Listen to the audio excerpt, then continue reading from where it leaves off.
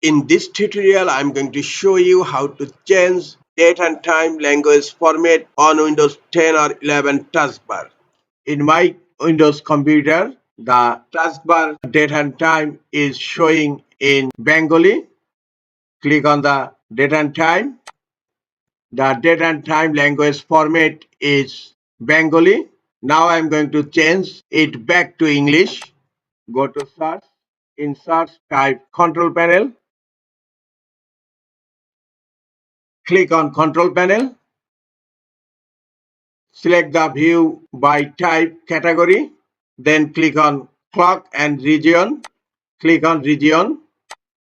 In region, click on Formats tab, and under Format, here the language Bengali Bangladesh is selected.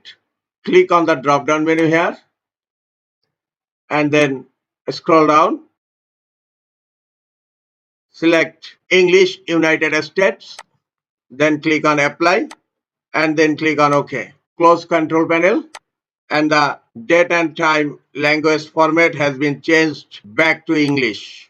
That's it. This is the easiest way to change date, time, language format back to English on Windows 10 and 11 computers.